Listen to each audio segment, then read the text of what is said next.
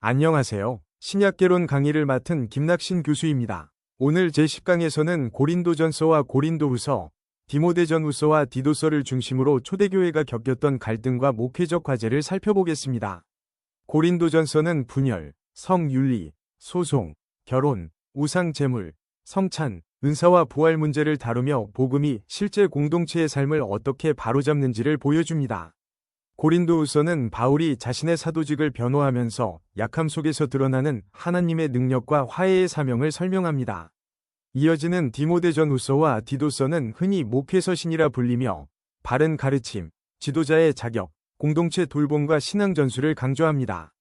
다만 이 세 서신의 저자와 기록 시기에 대해서는 전통적 바울 저작설과 현대학계의 다양한 견해가 함께 존재합니다.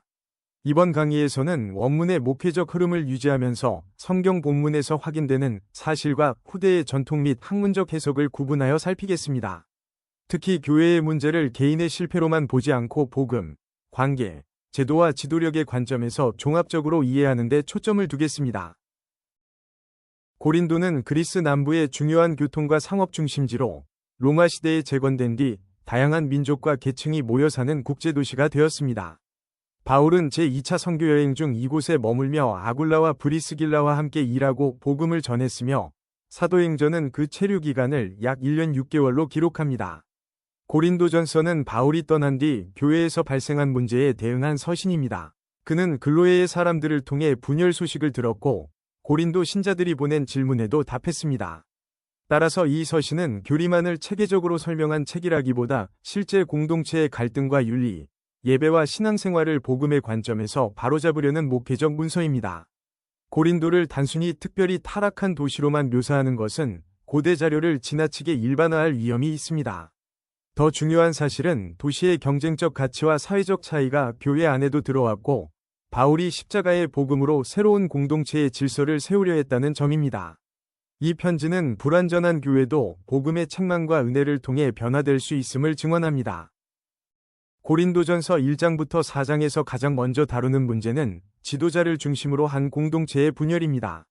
교인들은 나는 바울에게, 나는 아볼로에게, 나는 게바에게, 나는 그리스도에게 속하였다고 말하며 자신이 선호하는 인물을 기준으로 정체성을 나누었습니다. 이러한 파벌은 지도자 개인이 반드시 조장했다기보다 웅변과 지혜, 후원관계와 사회적 명예를 중시하던 당시 문화가 교회 안에 반영된 결과로 볼 수 있습니다. 바울은 그리스도가 난이었느냐고 묻고 자신이나 아볼로가 구원의 중심이 될 수 없다고 선언합니다. 바울은 심고 아볼로는 물을 주었지만 자라게 하시는 분은 하나님이시며 사역자는 하나님의 밭과 건물을 위해 일하는 종일 뿐입니다. 그는 십자가의 말씀이 세상의 지혜와 자랑을 뒤집는다고 강조합니다. 교회의 연합은 지도자의 개성이나 설교 방식의 통일에서 생기는 것이 아니라 십자가에 달리시고 부활하신 예수 그리스도를 공동의 주로 고백할 때 세워집니다. 오늘날에도 목회자나 교단, 신학적 성향을 절대화하는 태도는 같은 분열을 반복할 수 있습니다. 고린도전서 5장부터 7장에는 성윤리, 신자 간 소송, 결혼과 독신에 관한 문제가 이어집니다. 5장에서 바울은 공동체가 묵인하고 있던 심각한 성적 관계를 책망하며 교회가 거룩함과 책임 있는 권징을 실천해야 한다고 말합니다. 6장에서는 신자들이 서로를 세속 법정에 고소하는 일을 비판합니다. 바울의 초점은 모든 법적 절차를 무조건 금지하는 데 있다기보다 형제 사이의 탐욕과 보복이 복음 공동체의 증언을 훼손한다는 데 있습니다. 그는 신자의 몸이 성령의 전이며 값으로 산 것이므로 몸으로 하나님께 영광을 돌려야 한다고 가르칩니다. 7장에서는 고린도 교회가 보낸 질문에 답하며 결혼, 독신, 이혼과 혼인 상태의 문제를 다룹니다. 바울은 결혼을 폄하하지도 독신을 모든 사람에게 강요하지도 않습니다. 각 사람이 하나님께 받은 은사와 부르심, 당시의 어려운 상황을 고려하여 충실하게 살아가도록 권면합니다. 이 단락은 개인의 선택보다 하나님께 속한 몸과 공동체의 책임을 중심에 둡니다. 바울의 권면은 성과 몸, 가정과 갈등을 사적인 영역으로만 보지 않고 교회의 거룩한 증언과 연결합니다. 고린도전서 8장부터 14장은 우상 제물, 주의 만찬, 예배 질서와 성령의 은사를 다룹니다. 우상에게 바쳐진 음식에 관하여 일부 신자는 우상이 실제 신이 아니므로 먹을 자유가 있다고 주장했습니다. 바울도 그 지식을 인정하지만 지식은 교만하게 하고 사랑은 공동체를 세운다고 말합니다. 자유가 믿음이 약한 형제자매의 양심을 무너뜨린다면 기꺼이 절제해야 합니다. 11장에서는 부유한 사람이 먼저 먹고 가난한 사람을 부끄럽게 만들었던 식사 관행을 책망하며 주의 만찬이 그리스도의 자기희생과 공동체의 연합을 선포하는 예식임을 강조합니다. 12장부터 14장에서는 은사의 다양성을 한 몸의 여러 지체에 비유합니다. 방언, 예언, 지혜와 섬김은 모두 같은 성령이 공동체의 유익을 위해 주신 선물입니다. 13장의 사랑은 은사와 별개의 감상적 주제가 아니라 모든 은사를 판단하고 사용하는 기준입니다. 예배는 능력을 과시하는 자리가 아니라 서로를 세우고 복음이 분명히 들리게 하는 질서 있는 공동체 행위여야 합니다. 고린도전서 15장은 부활신앙을 집중적으로 설명하는 장으로 서신 전체의 신학적 절정을 이룹니다. 일부 고린도 신자는 그리스도의 부활을 고백하면서도 죽은 사람의 미래 부활은 받아들이기 어려워했습니다. 바울은 자신이 전한 복음, 곧 그리스도께서 성경대로 죽으시고 장사되셨다가 다시 살아나 여러 증인에게 나타나셨다는 전승을 먼저 상기시킵니다. 그는 게바와 12제자, 500명이 넘는 형제자매, 야고보와 모든 사도, 마지막으로 자신에게 나타나셨다고 기록합니다. 이 증언은 현대적인 법정 증명과 동일하지 않지만 부활 신앙이 초기 교회의 공적 선포와 공동기억에 뿌리내렸음을 보여줍니다. 바울은 그리스도가 살아나지 않으셨다면 선포와 믿음이 헛되고 죄의 문제가 해결되지 않았다고 단언합니다. 부활의 몸은 현재의 몸과 연속성을 가지면서도 썩지 않고 영광스러운 형태로 변화됩니다. 그러므로 부활 신앙은 현실 도피가 아니라 현재의 수고가 주 안에서 헛되지 않다는 확신을 줍니다. 마지막 권면은 흔들리지 말고 주의 일에 더욱 힘쓰라는 실천적 결론으로 이어집니다. 고린도후서는 바울과 고린도 교회 사이의 복잡한 갈등과 화해 과정을 보여주는 매우 개인적인 서신입니다. 바울은 방문 계획을 변경했고 고린도 교회에는 그의 권위와 동기를 의심하는 사람들이 있었습니다. 그는 눈물로 쓴 편지와 디도의 중재를 언급하며 공동체와의 관계가 회복되기를 간절히 바랐습니다. 현재의 고린도후서가 한 번에 기록된 단일 서신인지 여러 편지의 일부가 모여 형성된 것인지에 대해서는 학자들의 견해가 나뉩니다. 특히 1장부터 9장의 화해적 분위기와 10장부터 13장의 강한 논쟁적 어조의 차이가 논의의 근거가 됩니다. 그러나 문서의 형성 과정을 어떻게 보든 고린도후서는 사도직, 고난, 새 언약, 화해와 연보에 대한 바울의 깊은 신학을 전합니다. 바울은 자신의 사역을 성공과 명예로 증명하지 않고 그리스도의 고난과 위로에 참여하며 공동체를 살리는 사명으로 이해합니다. 이 서신은 목회자의 권위가 관계적 책임과 복음을 위한 자기희생에서 나와야 함을 보여줍니다. 따라서 이 서신은 갈등을 피하는 기술보다 복음 안에서 상처난 관계를 정직하게 다루는 지혜를 가르칩니다. 고린도후서 1장부터 5장에서 바울은 자신의 사도직과 사역 방식을 설명합니다. 반대자들은 방문 계획의 변경을 우유부단함으로 해석했고 바울의 외모와 말솜씨, 추천서의 부재를 문제 삼았던 것으로 보입니다. 바울은 자신의 권위가 인간의 평가나 화려한 수사에서 나온 것이 아니라 하나님께서 그리스도를 통해 맡기신 사명에서 나온다고 말합니다.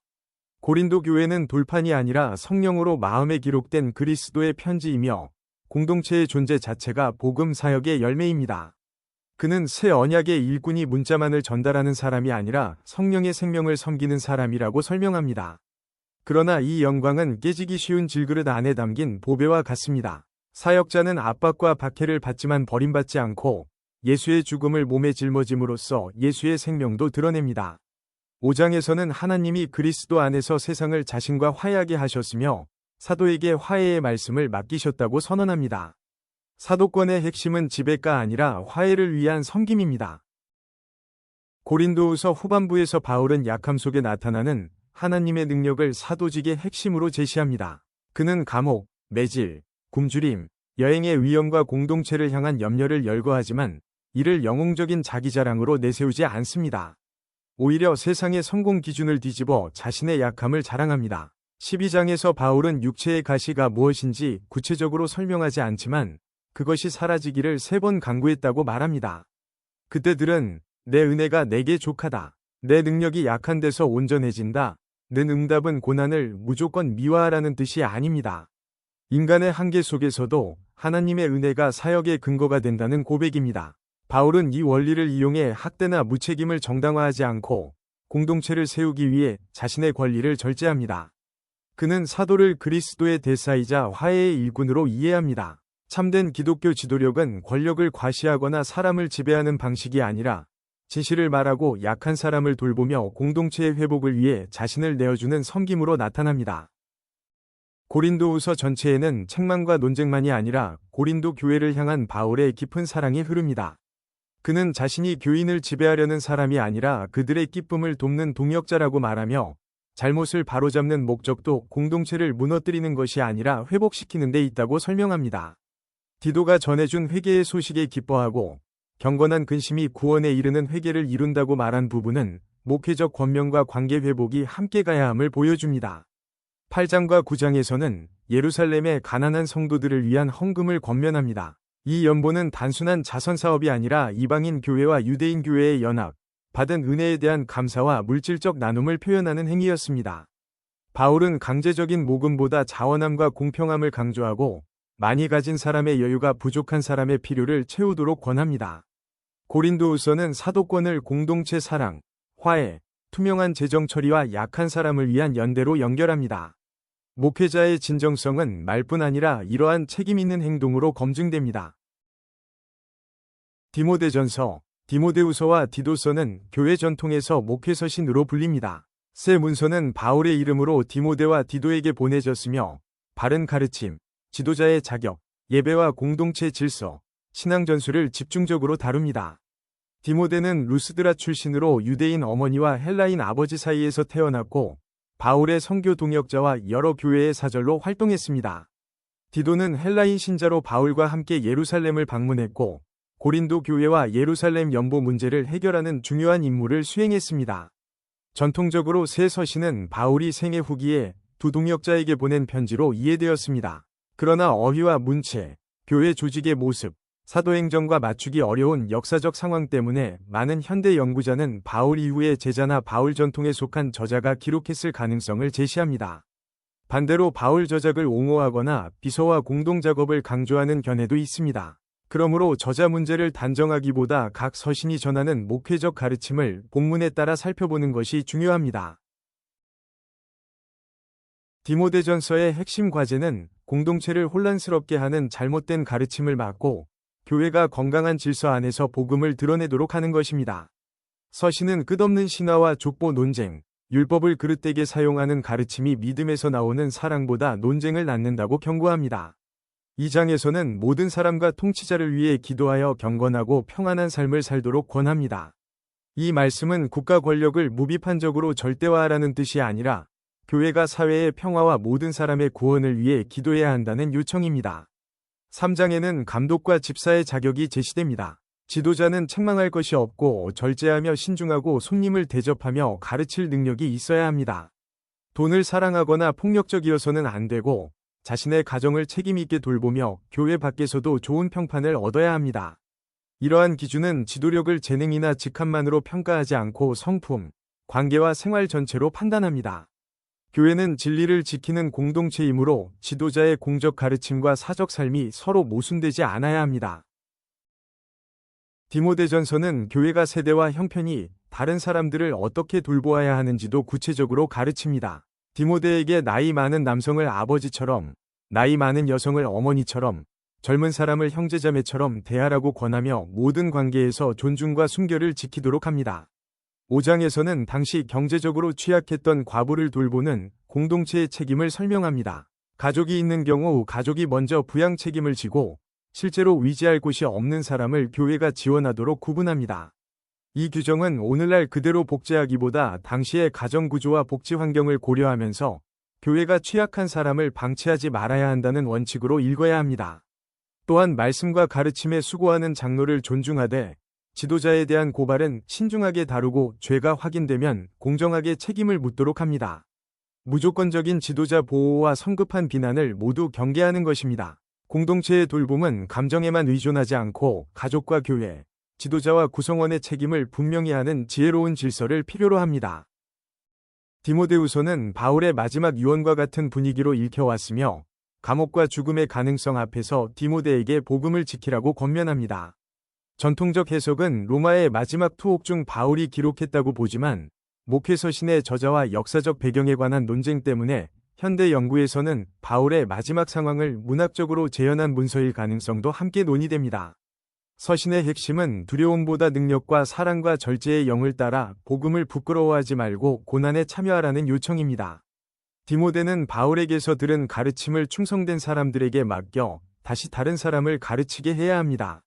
이 원리는 신앙이 한 지도자의 개인적 소유가 아니라 세대를 넘어 책임있게 전수되어야 함을 보여줍니다. 3장 16절이 모든 성경은 1차적으로 당시 교회가 알고 있던 유대 성경을 가리키며 그것이 교훈과 책망, 바르게 함과 위의 훈련에 유익하다고 말합니다. 마지막에 선한 싸움을 싸우고 달려갈 길을 마치며 믿음을 지켰다. 는 고백은 끝까지 충성하는 사역자의 소망을 보여줍니다. 디도서는 바울의 동역자 디도가 그레데의 여러 공동체를 정비하고 지도자를 세우도록 권면하는 목회서신입니다. 갈라디아서에 따르면 디도는 헬라인 신자로 바울과 함께 예루살렘에 올라갔으며 고린도후서에서는 갈등을 중재하고 예루살렘 연보를 돕는 신뢰받는 동역자로 등장합니다. 디도서의 서술에 따르면 그는 그레데에 남아 아직 정리되지 않은 일을 바로잡고 각 도시에 장로를 세우는 사명을 받았습니다. 다만 사도행전에는 바울과 디도의 그레데 사역이 명확히 기록되어 있지 않으며 목회서신의 저자와 기록 시기 문제도 계속 논의됩니다. 그럼에도 디도서는 선교가 복음을 처음 전하는 데서 끝나지 않고 공동체가 지속적으로 성장하도록 지도력과 교육, 생활 질서를 세우는 과정까지 포함함을 보여줍니다. 그레데에 대한 서신의 비판적 표현은 고대의 민족적 고정관념과 논쟁적 수사를 포함할 수 있으므로 오늘날 특정 지역 사람을 일반화하는 근거로 사용해서는 안 됩니다. 본문의 초점은 공동체 안의 거짓 가르침과 무책임한 삶을 바로잡는 데 있습니다. 디도서 1장은 각 도시에 장로를 세우고 감독이 갖추어야 할 자격을 설명합니다.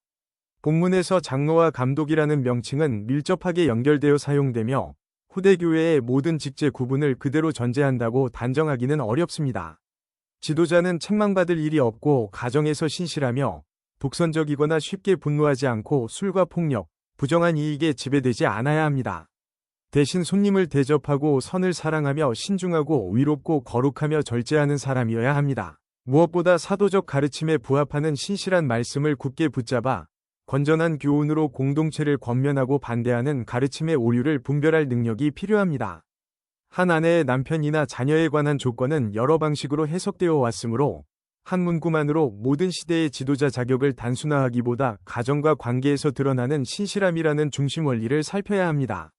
디도서가 제시하는 지도력은 직위와 권한보다 성품, 가정생활, 바른 가르침과 공동체를 돌보는 책임을 통해 증명됩니다. 디도서 2장과 3장은 나이와 사회적 위치가 다른 구성원들이 복음에 합당한 삶을 살도록 권면합니다. 나이 많은 남성은 절제와 믿음, 사랑과 인내의 본을 보여야 하고 나이 많은 여성은 거룩한 행실과 선한 가르침으로 젊은 세대를 도와야 합니다.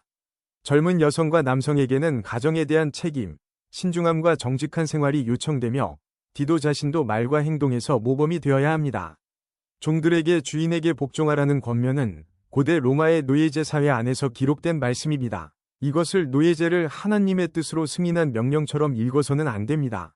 본문은 제한된 역사적 상황에서 그리스도인이 어떻게 신실함을 드러낼지 말하지만 성경 전체가 증언하는 인간의 존엄과 이웃 사랑의 원리는 노예제와 모든 착취를 비판하게 합니다.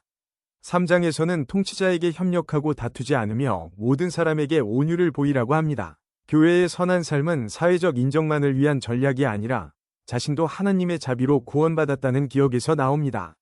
복음은 모든 세대와 관계 속에서 책임있는 행동으로 나타나야 합니다. 디도서의 신학적 중심은 하나님의 은혜가 구원을 베풀 뿐 아니라 신자의 삶을 훈련한다는 선언입니다. 2장 11절부터 14절은 모든 사람에게 구원을 가져오는 하나님의 은혜가 나타났고 그 은혜가 경건하지 않은 것과 세속적 욕망을 버리며 이 세상에서 신중하고 위롭고 경건하게 살도록 가르친다고 말합니다. 은혜는 죄를 가볍게 여기게 만드는 허가가 아니라 삶의 방향을 바꾸는 교육의 능력입니다. 그리스도는 우리를 불법에서 속량하고 선한 일에 열심인 백성을 깨끗하게 하시기 위해 자신을 내어주셨습니다. 3장 4절부터 7절은 구원이 우리의 위로운 행위 때문이 아니라 하나님의 자비, 성령의 새롭게 하심과 예수 그리스도를 통한 은혜로 주어졌다고 설명합니다. 동시에 서신은 신자가 선한 일을 힘써야 한다고 반복합니다. 선한 행위는 구원의 값을 지불하는 조건이 아니라 이미 받은 은혜가 맺는 열매입니다. 이러한 구조는 교회 질서와 윤리를 율법주의로 만들지 않으면서도 값싼 은혜로 흐르지 않게 합니다. 복음의 진실성은 공동체의 선한 생활과 사회적 책임을 통해 드러납니다. 제10장에서 살펴본 고린도전후서와 디모데전후서, 디도서는 교회가 실제 역사 속에서 겪는 문제에 복음이 어떻게 응답하는지를 보여줍니다. 고린도전서는 분열과 윤리, 소송, 결혼, 우상 제물, 성찬, 은사와 부활 문제를 다루며 그리스도 중심의 연합과 사랑을 강조합니다. 고린도후서는 바울의 사도직 논쟁을 통해 참된 지도력이 화려한 성공이 아니라 약함 속의 은혜, 화해와 공동체를 위한 자기희생으로 나타남을 보여줍니다. 목회서신은 저자 문제에 대한 다양한 견해가 있지만 바른 가르침과 지도자의 성품, 취약한 사람을 향한 돌봄, 예배와 교회 질서, 신앙의 세대적 전수를 중요한 과제로 제시합니다. 디도서는 구원이 행위의 공로가 아니라 하나님의 자비와 은혜에서 시작되며 그 은혜가 선한 삶을 훈련한다고 가르칩니다. 모든 서신을 관통하는 중심은 예수 그리스도입니다. 교리와 생활, 은사와 사랑, 권위와 섬김은 분리될 수 없습니다. 이번 강의를 끝까지 함께 해주신 여러분께 진심으로 감사드립니다. 감사합니다.